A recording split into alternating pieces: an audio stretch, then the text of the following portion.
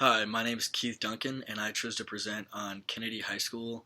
It's a high school out of California, and they got in trouble and are going through lawsuits right now because they failed to report sexual assault allegations.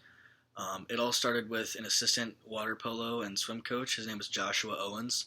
He's 21, and he was ultimately complained about to school authorities of sexually abusing student athletes.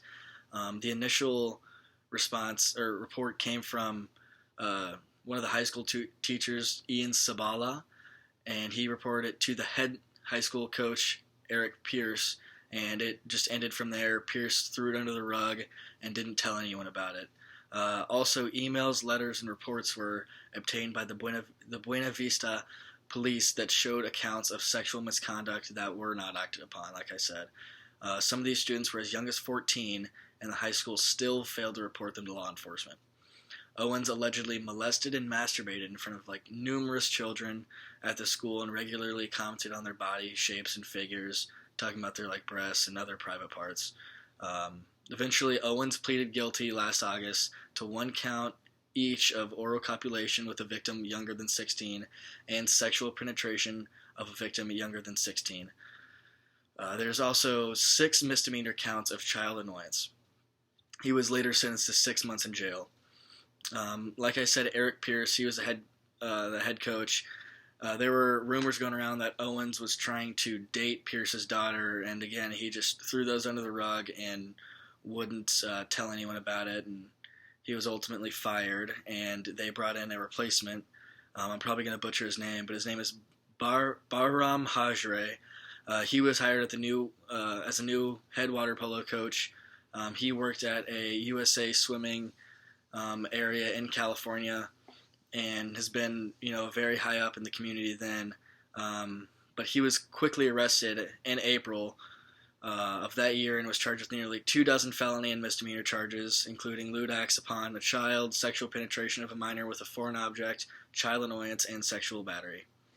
The failure of the Kennedy administrators, coaches, and teachers to fulfill their legal responsibilities, it allowed Owens and Hajre to keep continuing to do these acts, and it just got out of hand.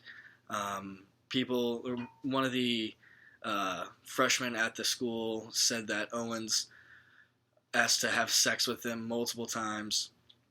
The athletic director, the principal, and more of teachers, they failed to tell anyone about it, and they still had that obligation to report it if they knew anything about it. It ultimately came down on head coach Eric Pierce. He should have told the higher-up authorities, but then again, the higher-up authorities should have known about this. Again, the suits at hand, they're the sexual battery suits, they're criminal offenses, and they'll both ultimately most likely face jail time if they're guilty. They checked the 3 elements of battery, which are the intentional conduct by the defendant, causes harmful or unwanted contact to the plaintiff, and they also came without consent. The crimes committed by these 2 are intentional torts and should be punishable in a court of law, especially since there are minors involved. For the athletic directors and coaches that knew about the complaints and sexual misconduct allegations and didn't report them could be held liable for not reporting these allegations. And eventually, the parents of the victims ended up suing the coaches and the student organizations, also along with the school district. So they're in trial right now. It's probably going to be a monetary value, and that's going to be in a civil court. In the future, it should be mandatory for all high school students and staff to undergo sexual misconduct training. They should know what sexual misconduct is and who you should report it to in the future when you see it. The worst thing you can do in this situation is to push it under the rug, like we saw. It gets bigger and bigger, and it becomes a snowball effect, and it gets worse from the start. Proper training and vetting for high school coaches should also be done. For example, the school should not have hired Hajre because he used to be friends with Pierce, and he knew about Owens, and there were reports before he was hired of his sexual misconduct allegations, and it was a bad incident. Thank you.